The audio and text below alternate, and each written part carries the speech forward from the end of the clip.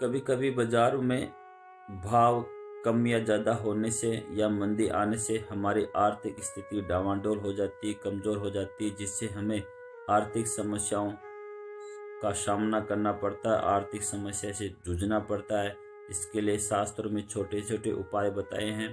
पहला उपाय ये बताया है कि हमारे घर में जो ईशान कोना है उसमें तुलसा जी का पौधा है, उसको रखना चाहिए, उसकी पूजा करना चाहिए, उसके अगरबत्ती दीपक जलाना चाहिए, जिससे हमारे घर में रिद्धि सिद्धि और सुख शांति की वृद्धि होगी। दूसरा उपाय शास्त्रों में ये भी बताया है कि पूजा का जो अपना स्थान है वहाँ गंगा जल रखना चाहिए, जिससे घर में रिद्धि सिद्धि की वृद्धि होती है।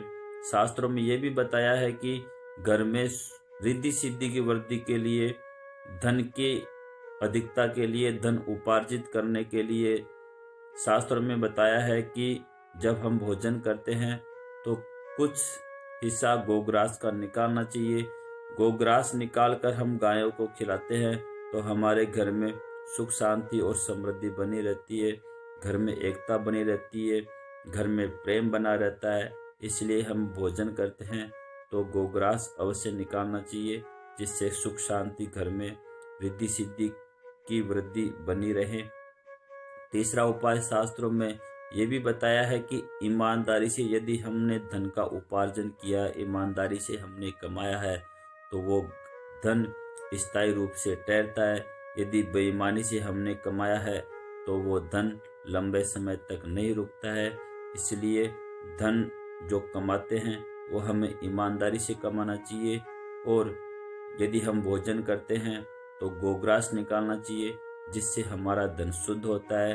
शास्त्रों में लिखा है कि ईमानी धंधा करो, पाप कपट कर दूर, 10वां हिस्सा दान करो, हो पैदा भरपूर। हो पैदा भरपूर, पास गरीबी नहीं रहवे, संतों का ये वचन गीता फरमावे। परमानंद पढ़ देख लो, ऐसे लिखा जरूर, 10वां हिस्सा दान करो, हो पैदा भरपूर। किसी सज्जन ने पूछा कि यदि हमने 10वां हिस्सा दान नहीं किया तो क्या होगा?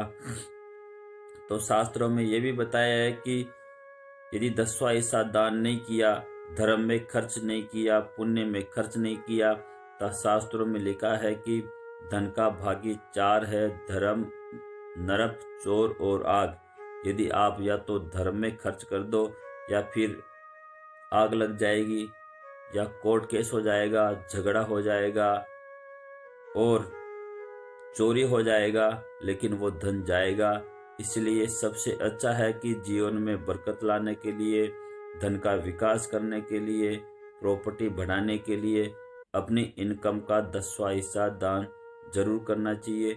यदि हम ऐसा करेंगे, इन नियमों का हम पालन करेंगे, तो हमारे घर में धन की कोई कमी नहीं रहेगी, धन की आराम से वृद्धि होगी और हम हमारा जीवन इस आर्थिक युग में सुख शांति से व्यतीत कर पाएंगे।